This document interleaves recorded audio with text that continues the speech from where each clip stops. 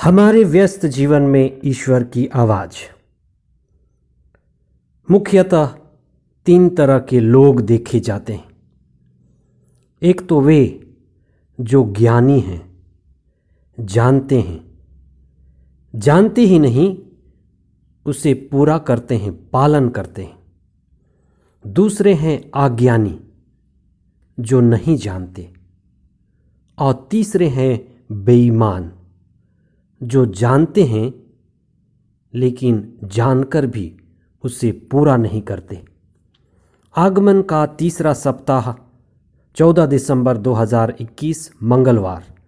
पहला पाठ नबी सफानिया का ग्रंथ, अध्याय 3, पद संख्याएं 1 से 2 और 9 से 12। संत मती का सुसमाचार, अध्याय 21, पद संख्याएं 28 से 32 तक। जीवन में जानना पर्याप्त नहीं है, सतही है, यह ऊपरी है। जो हम जानते हैं उसको जीना अति आवश्यक है, जीवन में उतारना जरूरी है। एक जानना सूचना के तौर पर है, एक जानना गहरा है, गहरा ज्ञान, जिसे हम प्रज्ञा भी कहते हैं। जिसे हम जानते हैं उसे क्रियान्वित कर पाना, आत्मसात कर पाना और जीवन में उतारना ही असली ज्ञान है। लंबे समय की गुलामी और हर तरह से सताए जाने के बाद इस्राएलियों के लिए 70 साल की गुलामी का अब अंत होने वाला था। नबी सफानिया ने निर्वासन का दर्द झेल रहे इस्राएलियों को, जो विश्वास और आस्था में जुड़े हुए थे, प्रभु की पूजा आराधना करने वाले छोटी विश्वासी समुदाय को आशा और दृढ़ विश्वास का संदेश दिया। नबी सफानिया का संदेश था कि प्रभु के भक्त, प्रभु पर दृढ़ विश्वास रखने वाले लोग जो निर्वासित थे, अब नई आशा और नई जिंदगी की शुरुआत करेंगे, क्योंकि अब ईश्वर अपनी शक्ति व सामर्थ्य से अपने लोगों के बीच विद्यमान होगा। प्रभु यीशु का आना, प्रभु यीशु की प्रतीक्षा उसी प्रतिज्ञा की पूरी होने जैसे था।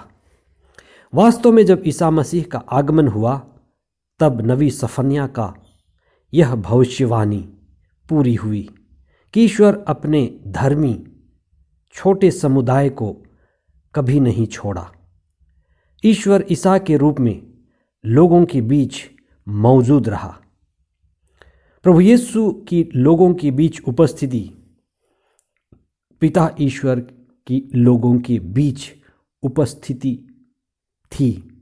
अतः सारी मानव जाति के लिए यह बड़े सौभाग्य की बात है कि ईसा ईश्वर के पुत्र हमारे बीच निवास किए और संसार ने उनकी महिमा और दिव्यता की झलक देखी। हम अपने जीवन को ऊंचा उठाएं। आगमन के इस विशेष समय हम अपने को कृपा की दशा में होने के योग्य बनाएं। ईश्वर की कृपा हमें मिले कि हम ईश्वर को नज़दीक से अनुभव करें। हम उनकी आज्ञाओं को जानें और उन्हें पूरा करें। साधारणतः मनुष्य 2 तरह की स्थिति में जीते हैं। पहले तरह के लोग वे हैं जो बेहोशी में हैं, वे गहरी मूर्छा में हैं, नशा उनके ऊपर चढ़ा हुआ है। वे कहते तो हैं पर करते नहीं हैं। आज का सुसमाचार एक पिता के 2 पुत्रों का दृष्टांत है। लोग मूलतः 2 तरह के हैं। एक तो वे लोग जिन्होंने यूहन्ना बपतिस्ता को सुना, लेकिन सुनकर भी अनसुना कर दिया। उनकी शिक्षा को हाँ तो कहा, लेकिन आत्मसात नहीं किया, आंतरिक परिवर्तन के लिए तैयार नहीं हुए। ये वैसे ही लोग हैं जो खाए लेकिन पचा नहीं पाए। बीज तो बोया गया लेकिन फसल नहीं आया। दूसरे तरह के लोग वे लोग हैं जो धार्मिक व्यवस्था व प्रथा के विद्रोही मालूम पड़ते हैं। उनकी दशा पापियों की दशा है, बेईमान मालूम पड़ते हैं, जैसे पापी, नाकेदार और वेश्याएं। लेकिन इन्होंने प्रभु यीशु के वचन को सुना, विशेषकर यूहन्ना बपतिस्ता के वचन को सुनकर असली बदलाव लाए। वे ईश्वर के राज्य के असली हकदार बने। आइए हम ईश्वर की कृपा को ग्रहण करें।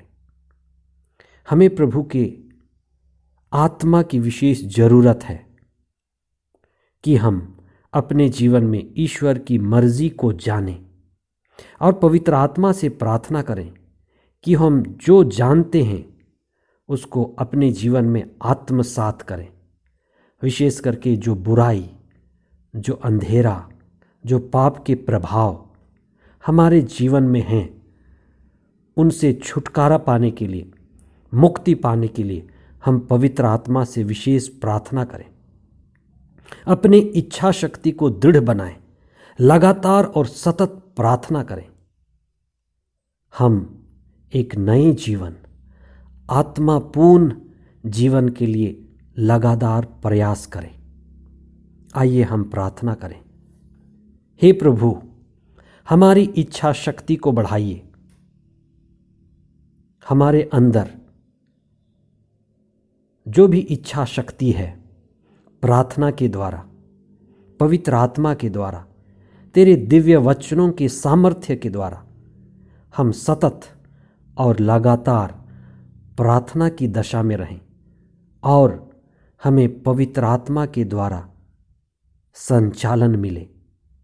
हे पवित्र आत्मा, ईश्वर की दिव्य आत्मा, हमारे इच्छा शक्ति को बढ़ाइए कि हम जो ज्ञान है, जो प्रज्ञा है, उसको अपने जीवन में उतार सकें और अपने जीवन को बेहतर और उन्नत बनाएं। ये प्रार्थना हम करते हैं हमारे प्रभु ख्रीस्त के द्वारा। आमीन।